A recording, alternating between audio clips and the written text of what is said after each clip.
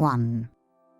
Frequenters of lunatic asylums are familiar with the person who, being convinced that he is a poached egg, continually demands to be put on hot toast, and is continually unhappy because nobody will put him on hot toast. This man is quite harmless. He is merely a bore by reason of a ridiculous delusion about the fulfillment of his true destiny being bound up with hot toast. In character, he is one of the most amiable individuals that ever lived. Amiable even to the point of offering himself for consumption to those of his fellow patients who are hungry and who happen to fancy a poached egg with their tea. Nevertheless, on the score of his undeniable delusion, he is segregated from ordinary society, and indeed imprisoned for life. Such may be the consequence of a delusion. But not all deluded people are treated alike. A lady went for the weekend to stay in a country cottage. Now, this lady was accustomed to smoke a cigarette in her bath of a morning. Let there be no mistake, she was a perfectly respectable lady. In former days, respectable ladies neither smoked cigarettes nor took baths. The one habit was nearly as disreputable as the other. In the present epoch, they do both with impunity, and though possibly a section of the public may consider that while for a woman to smoke a cigarette it's quite nice, and for a woman to have a bath it's quite nice, to smoke a cigarette in a bath is not quite nice for a woman. That section of the public is in a very small minority, and should therefore be howled down. Anyhow, the lady in question was everything that a lady ought to be. She was, in fact, a well-known social worker and writer on social subjects. On the Sunday morning, a terrible rumour was propagated throughout the country cottage. The lady did not smoke merely a cigarette in her bath. She smoked a special brand of cigarette in her bath. And she had forgotten to bring a due supply of the special brand, and her cigarette case had been emptied on the previous night. It became known that she was in a fearful state and would not be comforted. The brand was Egyptian. At first, none but the brand would do for her, but after a period of agony, she announced that she was ready to smoke any Egyptian or Turkish cigarette. The cottage, however, was neither Egyptian nor Turkish, but a Virginian cottage. She could not be induced to try a Virginian cigarette, and the cottage was miles from anywhere, and the day was the Sabbath. She came downstairs miserable, unnerved, futile, a nuisance to herself and to her hosts. She could not discuss important social matters which she had come on purpose to discuss. She could do naught except sympathize with herself, and this she did on a tremendous scale. In the afternoon, a visitor called who possessed Egyptian cigarettes. The lady got one, and at the first puff was instantly restored to her normal condition. The hot toast had been brought to the poached egg. The lady, I maintain, was suffering from a delusion at least as outrageous as the poached egg delusion. The delusion that her body and brain could not function properly, in other words, that her destiny could not be fulfilled, unless she took into her mouth at a certain time a particular variety of gaseous fluid, scarcely distinguishable from 1,000 other similar varieties of gaseous fluid. Her physical perceptions were not at all delicate.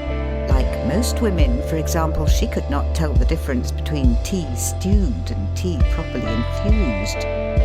If a Virginian cigarette had been falsely marked in an Egyptian manner, she would have smoked it with gusto. And if she had been smoking in the dark, she could not have told whether her cigarette was in or out unless she inhaled. The delusion was nothing but a delusion. Her mind, by a habitual process, had imagined it, and she had ended by being victimized by it. She had ended by seriously believing that she was physically and spiritually dependent upon a factor which had no appreciable power beyond the power mistakenly and insanely attributed to it by her morbid imagination. But did anyone suggest that she ought to be confined in a lunatic asylum? Assuredly not. If ever she goes to a lunatic asylum, it will be as a visitor, to smile superiorly at the man whose welfare depends utterly on hot toast.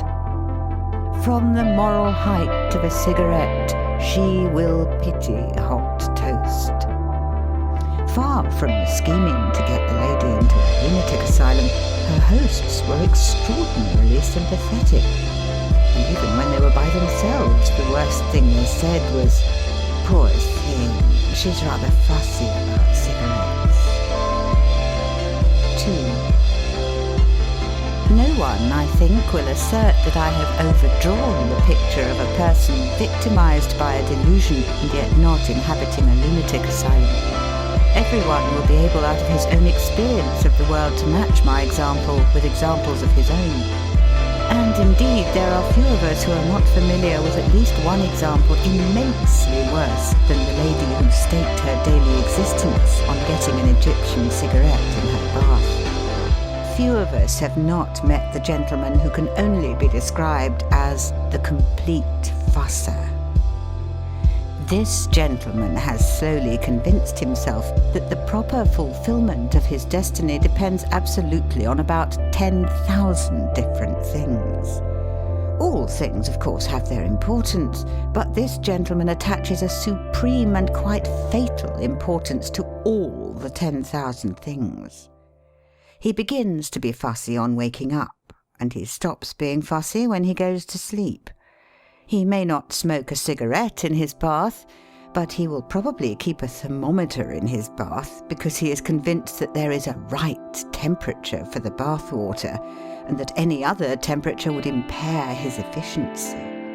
He may detest smoking, in which case he will probably have rigid ideas about the precise sort of woven stuff he must wear next to his skin.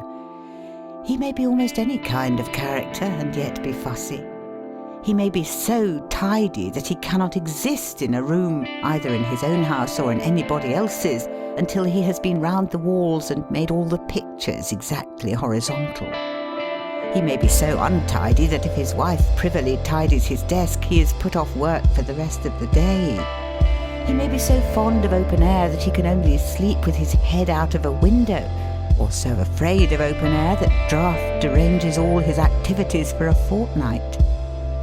He may be so regular that he kisses his wife by the clock, or so irregular that he is never conscious of appetite until a meal has been going cold for half an hour, and so on endlessly.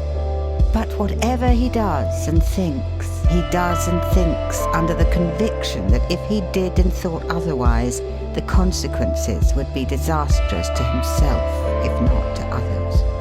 Whereas the truth is that to change all his habits from morn to eve would result in great benefit to him.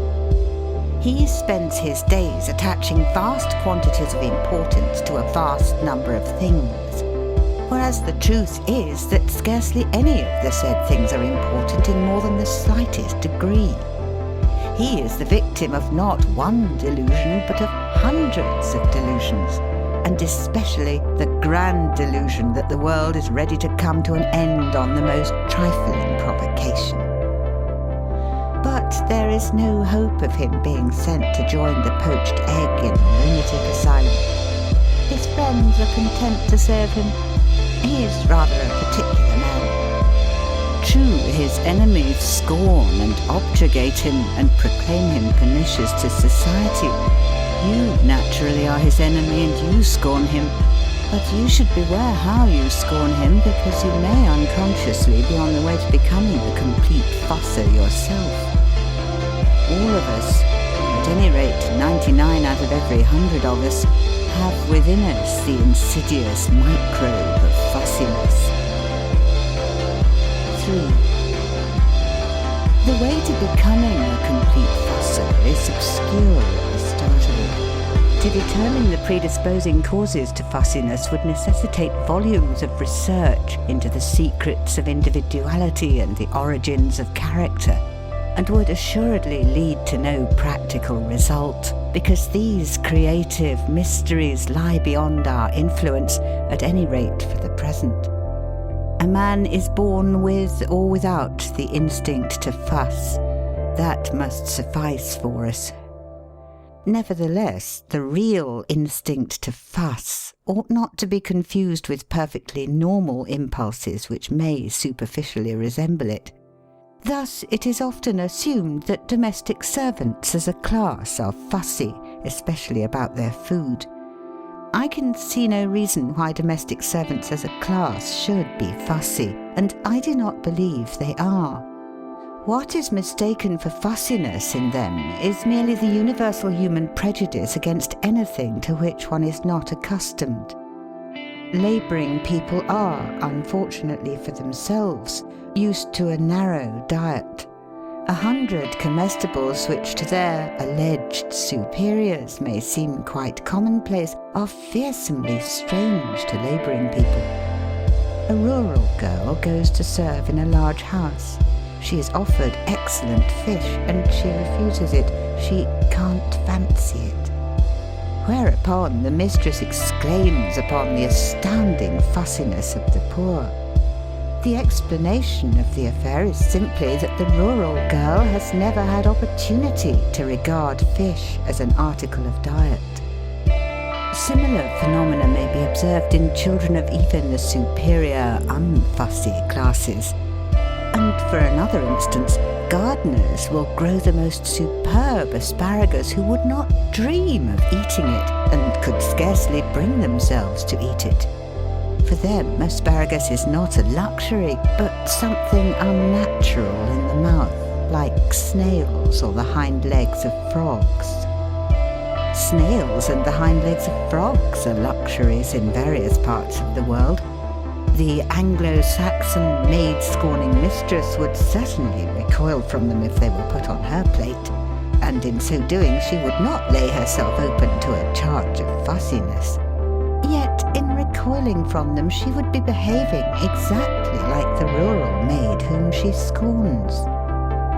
Nor must fussiness be confused with certain profound and incurable antipathies, such as the strong repulsion of some individuals for cats, apples, horses, etc. The real instinct to fuss can always be distinguished from the other thing by this. The real instinct to fuss is progressive. If it is not checked with extreme firmness, it goes steadily on its way. And though the start of the way to becoming a complete fusser may be obscure, the later portions of the journey are not so obscure. Pride, if not conceit, presides over them, and is always pushing forward the traveller from one abnormality to the next. Thus, a man discloses a dislike to black clothes. His aunt dies at a great distance and leaves him some money. His wife asks him, "Shall you wear black?" He answers with somewhat pained dignity, "Darling, you know I never wear black." He is now known to himself and to his wife as the man who will not wear black. Then his father dies in the same town where the son lives. The objector to black will have to attend the funeral. After a little conversation with him, the wife says to friends, "You know Edward objects to black. He does, really. He never wears it, and I'm afraid he won't wear it even for his father's funeral." Henceforth, Edward is known not merely to himself and his wife, but to the whole town as the man who won't wear black. It is a distinction. He is proud of it. His wife is rather impressed by the sturdiness of his resolution. He has suffered a little for his objection to black. His reputation is made. An anti-black clause inserts itself into his religion. Pride develops into conceit. Success and renown encourage the instinct to fuss, and soon he has grown fussy about something else.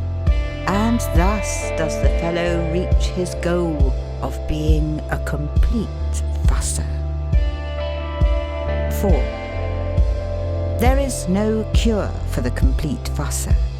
You might think that some tremendous disaster, such as marrying a shrew who hated fussing, or being cast on a desert island, or being imprisoned, would cure him, but it would not. It would only cause a change in the symptoms. For every human environment whatsoever gives occasion for fussiness to the complete fusser. Even in the army, even in the lowest and most order-ridden grades of the army, the complete fusser contrives to flourish. And he is incurable because he is unconscious of being fussy. What the world regards as fussiness, he regards as wisdom essential to a reasonable existence. He sincerely looks down upon the rest of mankind. Spiritual pride puts him into the category of the hopeless case, along with the alcoholic drunkard, the genuine kleptomaniac, and other specimens whom he would chillingly despise. Apparently the sole use of the complete fusser is to serve as a terrible warning to those who are on the way to becoming complete fussers themselves. A terrible warning to pull up. That fussiness in its earlier stages can be cured is certain, but the cure is very drastic in nature.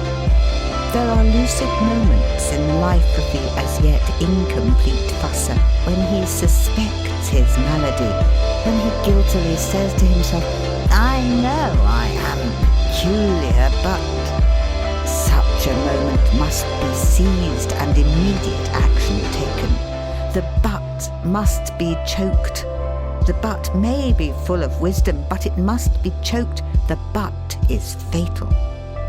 If the fusser is anti-black, let him proceed to the shopping quarter at once. Let him not order a suit to measure of black. Let him buy a ready-made suit. Let him put it on in the store or shop, and let him have the other suit sent home.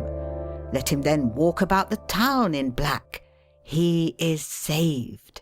No less thorough procedure will save him. And similarly, for all other